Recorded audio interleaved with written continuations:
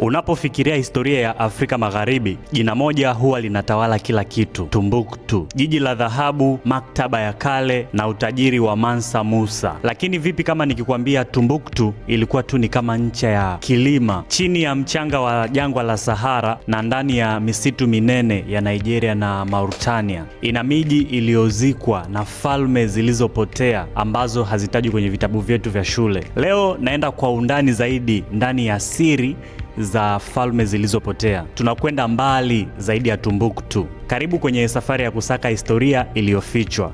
Mimi naitwa Credo. Hii ni Kwa Undani. Safari yetu inaanzia miaka 3500 iliyopita nchini Nigeria. Kabla ya Waroma kujenga himaya yao Nigeria, kulikuwa kuna watu wanaitwa Nok. Kwa miongo kadhaa dunia imekuwa ikiaminishwa kwamba Afrika palikuwa hamna teknolojia ya chuma mpaka ilipoletwa na wageni. Lakini Nok walivunja mwiko huo. Watafiti kama Peter Breunig wamethibitisha kwamba watu hawa walikuwa wakiyeyusha chuma kuanzia mwaka 1500 KK. Lakini siri kubwa zaidi ni sanamu zao.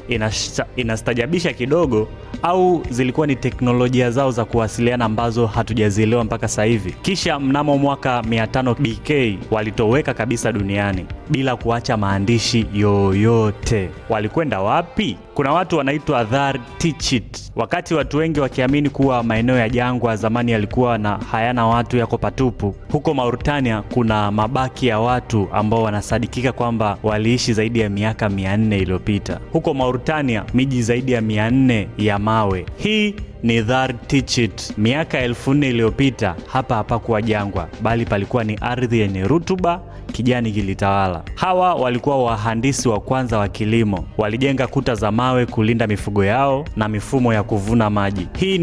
Hii ni miji iliyostawi hata kabla piramidi za Misri hazijakamilika. Ni ushahidi kwamba ustaarabu wa Kiafrika haukuanzia mamtoni pekee, bali hata juu ya miamba ya milima. Kando ya ziwa Chadi kuna hadithi ya watu waitwao Sao. Simulizi za wenyeji zinasema walikuwa ni majitu, majiant wenye nguvu za ajabu. Ingawa sayansi haijathibitisha urefu wao, inachothibitisha ni uwezo wao mkubwa wa kiulinzi. Walijenga miji iliyozungukwa na kuta ndefu za udongo zilizoweza kuzuia mashambulizi kutoka falme za Kiislamu za jirani ambazo zilikuwa zikishambulia kipindi hicho. Walikuwa mafundi wa shaba na waliamini katika ulimwengu wa roho unaounganishwa na nature, asili. Walitoweka, lakini mpaka leo damu zao bado zinatiririka kwenye makabila huko Kotoko. Lakini vipi kuhusu ujenzi mkubwa zaidi uliowahi kufanywa na binadamu? Na hapa sizungumzii ukuta wa China, ni kuta za Benin. Karne ya 13 ufalme wa Benin walianza harakati zao za kiulinzi na kujenga kuta. Walijenga ukuta wenye kilomita